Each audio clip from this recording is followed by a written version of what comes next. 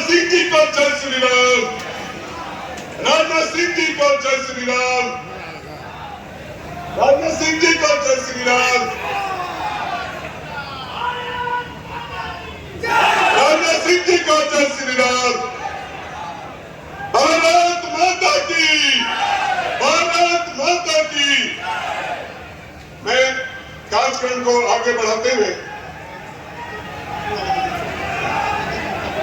मैं आग्रह करेंगे अपने प्रदेश अध्यक्ष श्रीमान बाबूलाल मरांडी जी से कि आप गुलदस्ता और हमारे केंद्रीय मंत्री श्रीमती अन्नपूर्णा देवी जी को स्वागत करेंगी। श्रीमती शारदा सिंह जी, मैं आग्रह करूंगा प्रदेश कार्य समिति के सदस्य को सौंपने के लिए यहाँ उपस्थित है भारत सरकार के रक्षा मंत्री और भारतीय जनता पार्टी के पूर्व के भी प्रदेश अध्यक्ष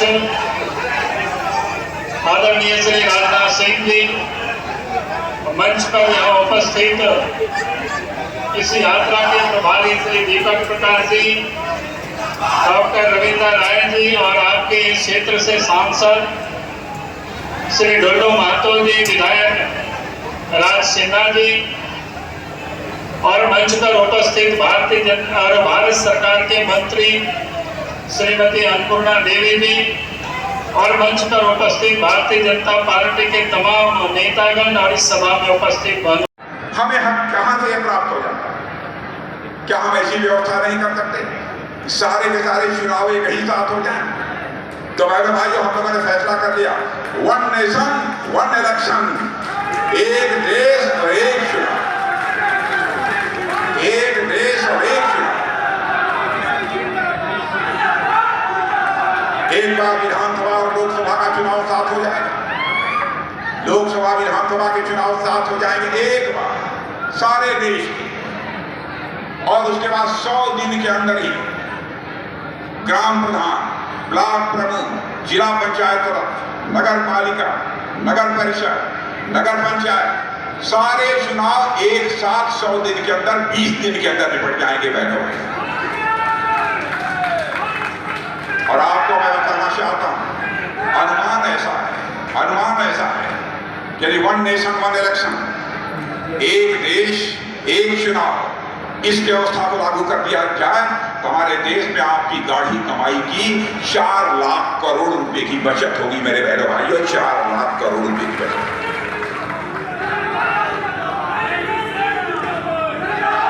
हमारी सरकार ने बहुत सारे महत्वपूर्ण फैसले किए। अब जैसे यहाँ पर हमारे किसान भाई बैठे हैं, हाथ उठाइए, किसान भाई यहाँ पर बैठे हैं, किसान भाई हैं कि नहीं? हमारी सरकार आज भी जब से आई है तब से 6,000 रुपया प्रधानमंत्री किसान सम्मान निधि के अंतर्गत आपके बैंक में पहुंचा रही है कि नहीं? पहुंच रहा है कि नहीं? बहनों भाइयों, मैं याद दिलाना चाहता हूं, राजीव गांधी जी भारत के प्रधानमंत्री थे। राजीव गांधी जी की मैं इज्जत करता हूं, हर प्रधानमंत्री की मैं इज्जत करता हूं, चाहे वह किसी भी राजनीतिक पार्टी का प्रधानमंत्री क्यों हो, क्योंकि मैं मानता हूं प्रधानमंत्री होता है, उसका सम्मान किया जाना चाहिए, चाहे वह किसी भी राजनीतिक पार्टी का क्यों। एक बार राजीव गांधी जी ने अपनी मजबूरी जाहिर करते हुए कहा था, मैं क्या करूं, प्रधानमंत्री रहते हुए था, मैं क्या करूं, मैं दिल्ली के खजाने से 100 पैसा भेजता हूं, लेकिन लोगों तक पहुंचते पहुंचते मुश्किल 15 पैसा लोगों की जेबों में पहुंच पाता है और 85 पैसा भ्रष्टाचार की भेंट चढ़ी। भाइयों, इस भ्रष्टाचार को रोकने की कोई कोशिश कांग्रेस के द्वारा नहीं, कोई राजनीतिक पार्टी इसके बारे में कोई उपाय नहीं सुझा सकी। हमारे प्रधानमंत्री ने पहली कैबिनेट की बैठक हुई और उसके बाद फैसला कर दिया। अधिकारियों के साथ जब बैठक हुई तो प्रधानमंत्री जी मौजूद थे, भारत का गृह मंत्री होने के नाते मैं भी मौजूद था। मैंने पूछा प्रधानमंत्री जी, जो यह बैठक हो रही है इसका उद्देश्य क्या है? क्यों आप चाहते हैं कि सबके खाते खुल जाने चाहिए? कहीं राजनाथ जी, बैठक समाप्त होने के बाद मैं आपको बताऊंगा कि इसका कितना बड़ा लाभ है। बहनों भाइयों, आप जितने बैठे हैं सबके खाते बैंकों में खुल गए और आज यदि राजीव गांधी के समय 100 पैसा चलता था ऊपर से तो 15 पैसा आपकी जेब में पहुंचता था, 85 पैसा भ्रष्टाचार की भेंट चढ़ जाता था। लेकिन आज 100 पैसा यदि दिल्ली के बैंक से चलता है तो 100 का 100 पैसा आपके खाते में पहुंचता है।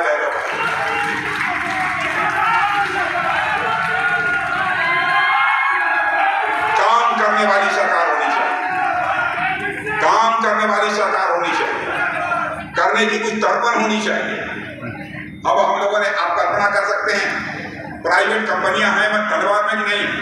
प्राइवेट कंपनियां हैं, यहां तो जाइए, प्राइवेट कंपनी है कि नहीं है? मेरी बात सुन लो, प्राइवेट कंपनी में हमारे किसी नौजवान की नौकरी लगेगी तो प्राइवेट कंपनी जो अपना तनख्वाह देना हो तो दे।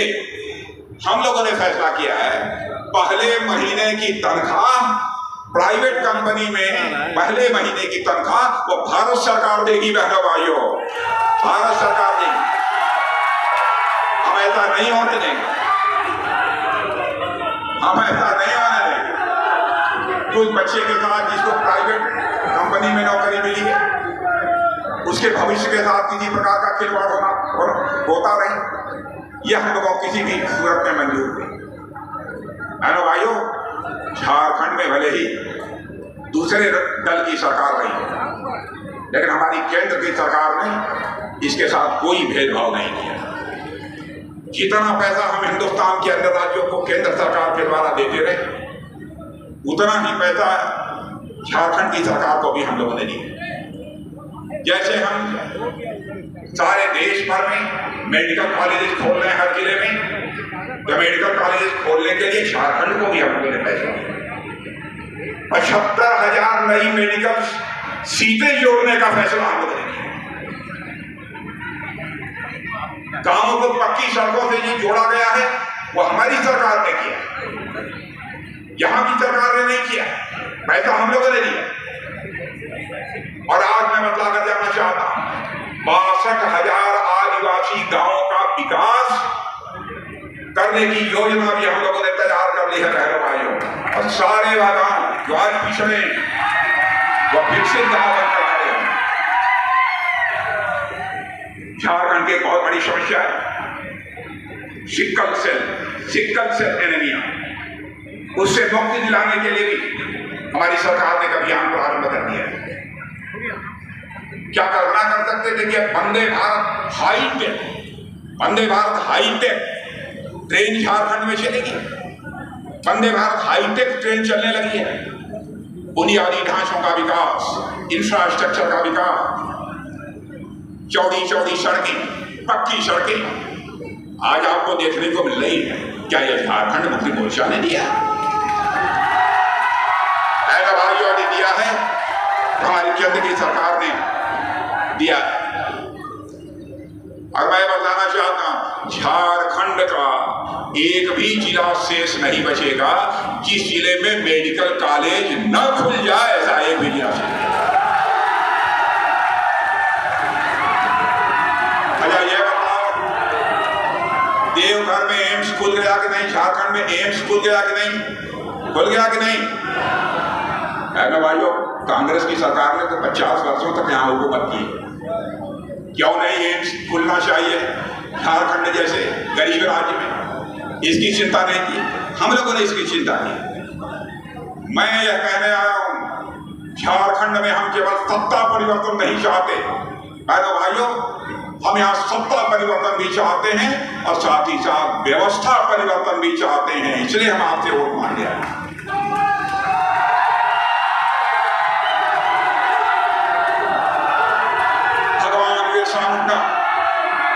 भगवान बिरसा मुंडा, मैं कहने आया हूं बहनों भाइयों, भगवान बिरसा मुंडा ने एक नारा देकर अंग्रेजों को भारत से बाहर निकाला था। आज मैं आपसे अपील करने आया हूं बहनों भाइयों, याद करिए क्यों निकाला था।